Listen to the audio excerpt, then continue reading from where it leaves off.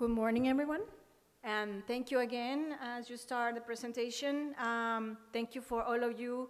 We are a team, and I really appreciate every time that I flush my toilet, I really show it to everyone how important you guys are. And when I tell that and I tell them all what you guys do, how many hours you work 24/7, again, everybody start thinking more, and then every time that they see me, they talk about it like, I can't believe that now that I flush my toilet and thinking of what other people do. So thank you so much for the work that you do. I will be talking today about the fats, oil, and grease permit, what is happening next, and I will be talking about a little bit of the nitrogen. So,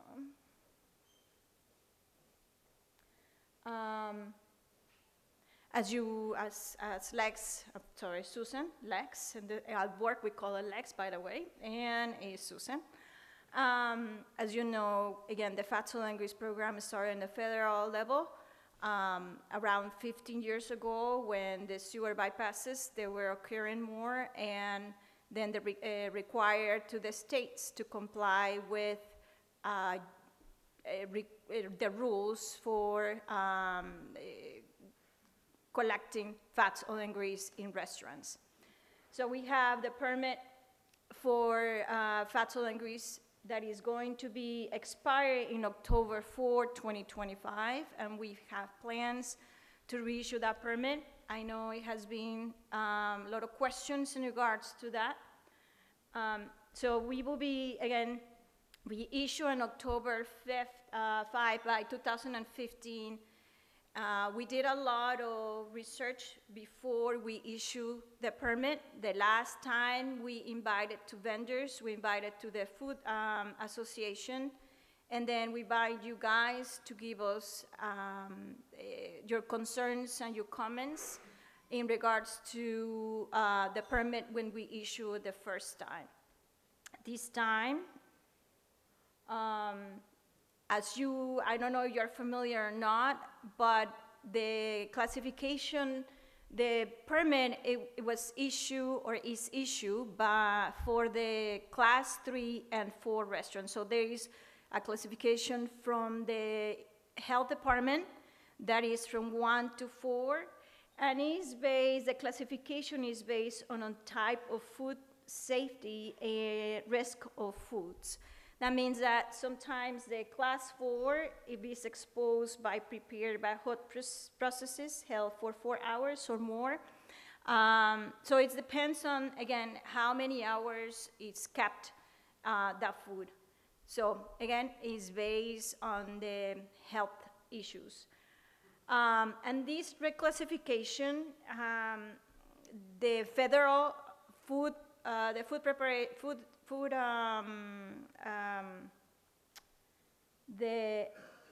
FDA food code require now to all the states to standardize. So now there is a new reclassification, and the state health department also, in order to standardize that new rule, now the rule started that some of the class 3 now they become, of the class 2 become now 3. So that's when sometimes there is a concern from solo you, and I get some questions of if this restaurant now is a class 3 or a class 2. I just wanted to mention to you that it's important that you are the one, as municipality, you run the program. And we have in the general permit a language that says, since you are the person or the association, or sometimes the health department, sometimes the plumbing department, sometimes is a bureau, your department, who oversees the fats, oil, and grease program, you are the one who makes the decision if that restaurant is going to need or not the equipment. So sometimes it's kind of hard to corroborate or collaborate with the health department, But again, you guys are the ones who make the decision if a restaurant needs or not the equipment. And how you make the decision, again, is based on our guidance document. We have a guidance document that is old, but it's still very effective.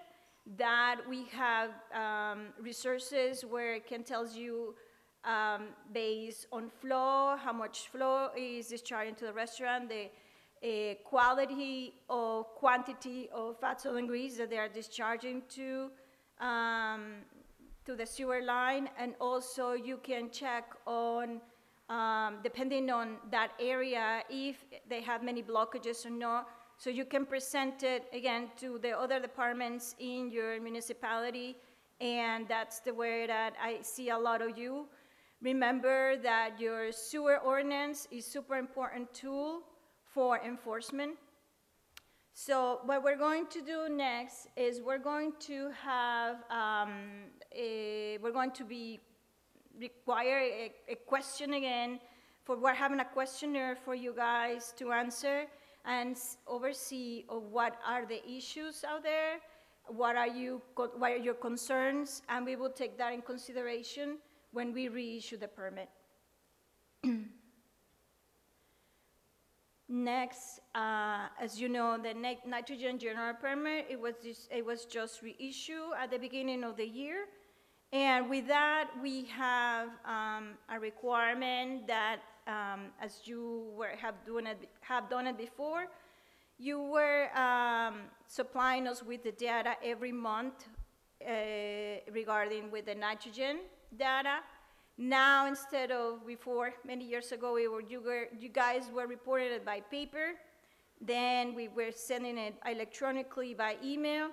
And now we have this program implemented pretty much for all of you guys in May.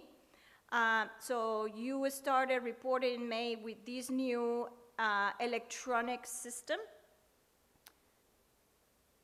Oh, sorry, I thought on my slides. Well, the electronic system I started with, the other one, let me start over here, with the electronic system. And this is the way that now you report it to us. So we will start with, again, you have your, by the way, if you haven't done it, it's not actually, everybody has done it. Everybody has been using this new system, so I really appreciate that everybody has been working on that. However, some of you, very few people, they haven't reported the data from January until May. So everybody started using very much of this system since May. But the people who has not reported, please, I will really appreciate it if you can take in consideration to start reporting again the data that we're missing from January to May.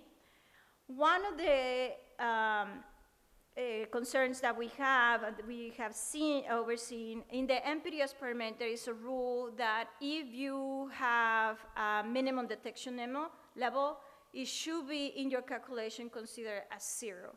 So we are requesting that you guys enter it. For example, you have nitrate and nitrate, and you have a minimum detection level.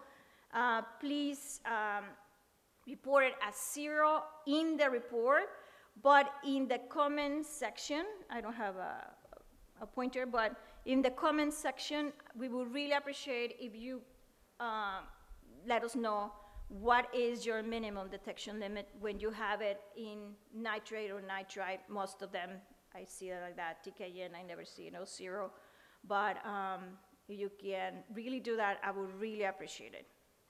And I just wanted to show you how we are doing with the nitrogen this time.